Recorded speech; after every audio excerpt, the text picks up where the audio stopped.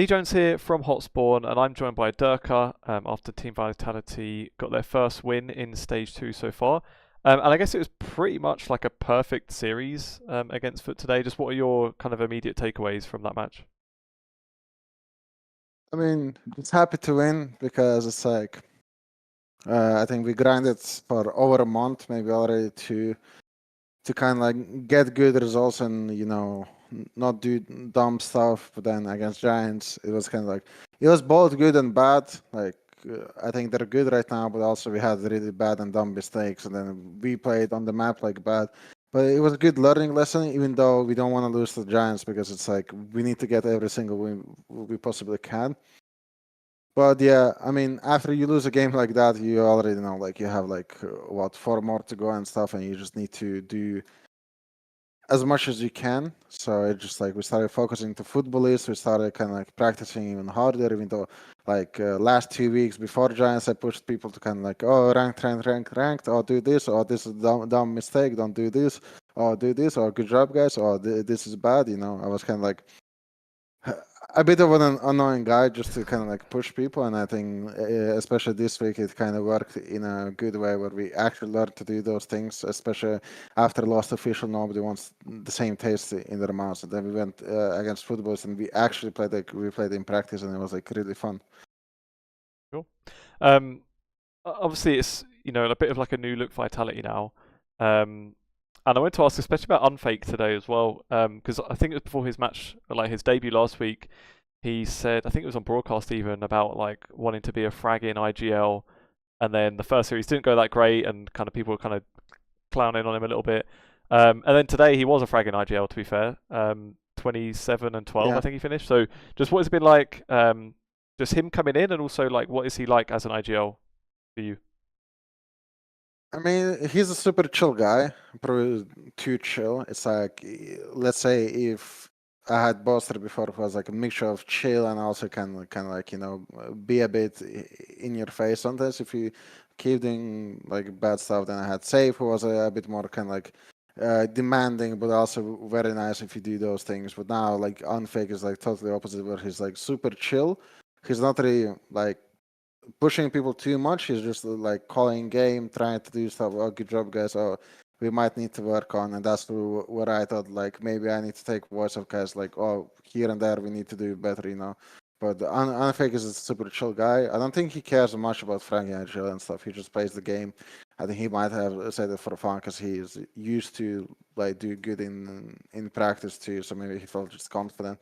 I think today was a good showing that he can actually do it. And he played really well today too. Yeah, for sure.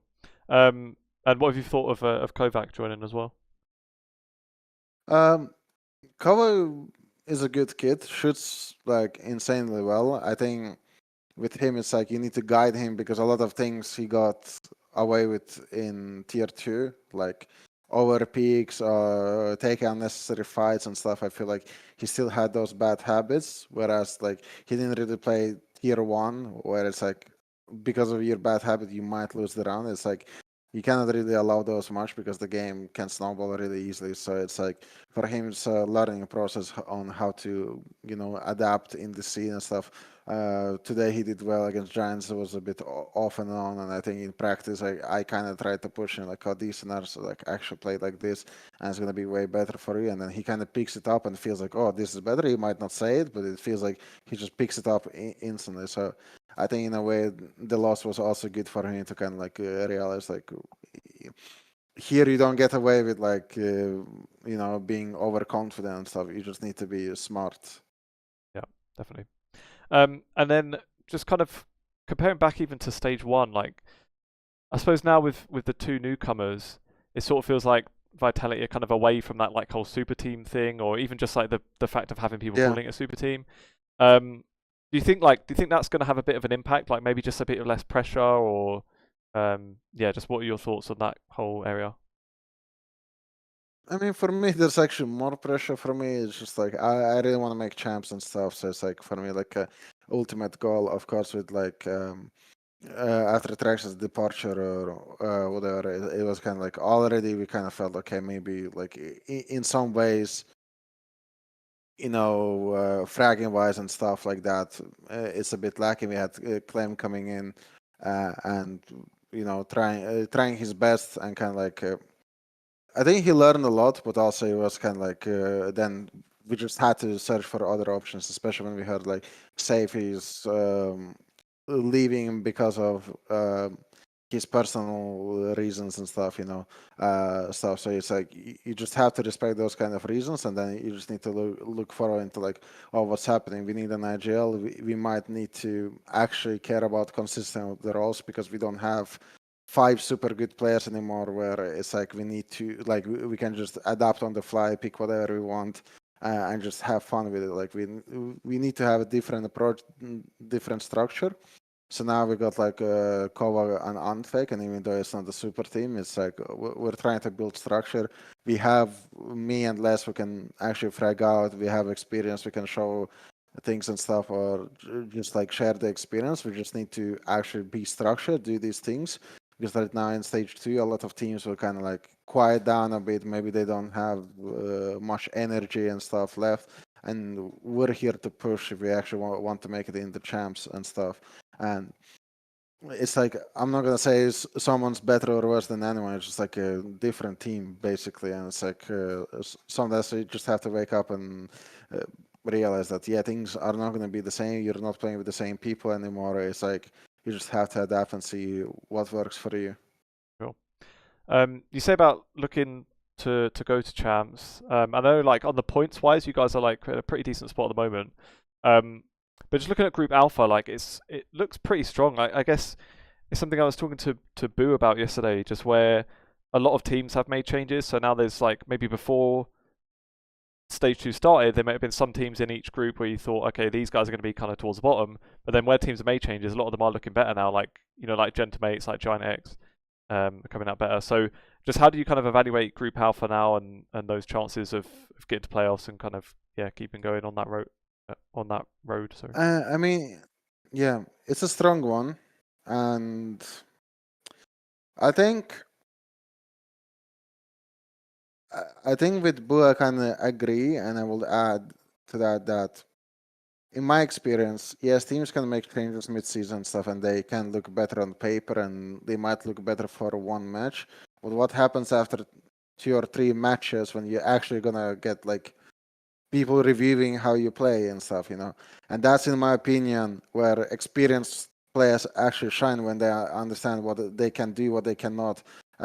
Do reads on opponents. Also understand that, hey, sometimes they might have reviewed me, so I need to a little bit change and just keep those things in mind, Because when you play against, like, let's say any of these teams right now, if they play against Heretics or Fnatic, whose core stayed for the longest, probably they're probably gonna get punished really hard after like week 3 or 4, because people like they will just have more preparation. They can like that. Yeah, first weeks might be hard, but I do think like experienced teams might go on top again. For us, I honestly don't know, because for us it's like, of course, me and Les are the only ones who kind of like played a lot of internationals now. In that squad comes Kicks, who kind of like played already a couple and stuff. So just needs to see how he will feel it out. But I think it just comes to practice, and I think me and Les already stepped up like after these changes, and already like we realized we need to step up even harder, because like after a couple of weeks stuff is actually going to get harder, and especially in playoffs. So we kind of need to share experience and really teach people, and people need to be taught. They need to kind of like actually pay attention to it. Otherwise, you're gonna have another learning lesson. Maybe in a VOD review after a lost match, and it's like always the one that sucks the most. Yeah, definitely. Maybe just to close out here, just a quick one, kind of unrelated to all the current stuff, but there's been a lot of talk, mainly as Valorant turned 5 years old. There's all these talk of like top 10s, top 5s, Valorant GOAT. If you had to do a top 5, or maybe even a top 3 for time's sake, who would be in yours? Chronicle has to be there. I'll put probably even. I'm gonna be biased, honestly. I'll put like, at least for me, Impact, on how they made the game, and kind of like impact in game wise, I'd put the Chronicle first because of course he's the most decorated and whatever. Like that takes a lot already, and he didn't do it in just one team. So like always consistent in his role. So Chronicle for me first, of course. Second, I'll be biased and put Boaster because I know he's like just most hardworking guy and stuff, and in my opinion, kind of like that's why Fnatic is good, like really good always, and it has been. I feel like if Boaster Sana will not play for some reasons for Fnatic, it will be like a big trouble in my opinion, because the way he just calls in game, micromanages people and kind of like does these things, kind of shows his consistency and kind of like stats prove it and everything. Kind of like, yeah, maybe he's not fragging as much, but like in these events he's been in the most, and probably lost in groups only once or twice actually. No, yeah, once I think in Reykjavik, which I could not play due to COVID and stuff. So for me, it kind of like shows that he has done a lot, and he still keeps proving that. Yeah. Third, I will probably put Aspas. I mean, probably the most rated guy.